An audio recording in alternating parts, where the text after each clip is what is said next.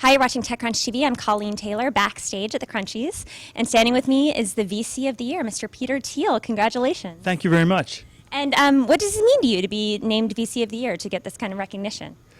Well, it's an incredible honor. Obviously we've all been working as a team at Founders Fund for years on a lot of these businesses.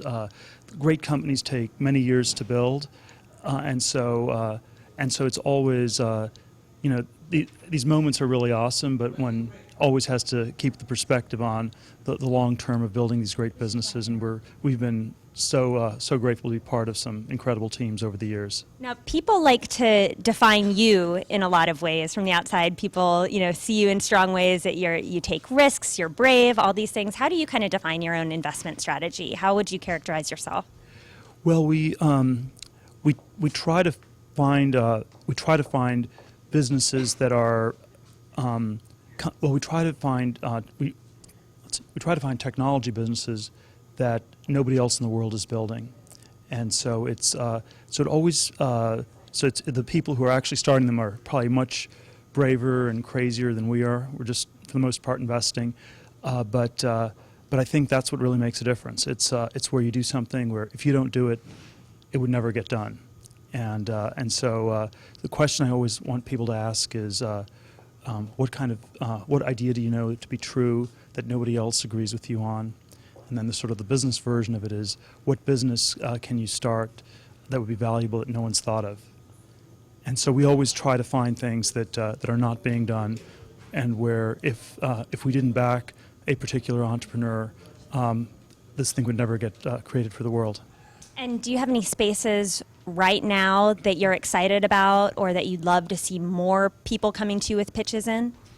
Well, it's all the super futuristic stuff. So it's artificial intelligence, it's nanotechnology, robotics, next generation biotechnology, and of course, just the continuation of the computer revolution. That sounds pretty exciting. And you have some cool initiatives on education as well, and that has to do with your fund, but not. Can you just explain how are those going, and what are your goals there in 2013? Well, I'm on record as saying that we have an education bubble in this country where we just passed $1 trillion in student debt, and we have to find some new ways to do it. Education's been an area where there's been very little improvement, still stuck in the 19th century, and so I've been exploring a lot of different models. On the nonprofit side, I've been underwriting 20 people a year to stop out of school for 2 years and try to do something where they're inventing, creating new technologies, for-profit, nonprofit, any sorts of contexts. And we're on our 3rd year for that. It's been going fantastically well. And last question here, I want to get some negative feedback from you. What is a don't? What is something that if someone were to come to you and pitch, that they should not do?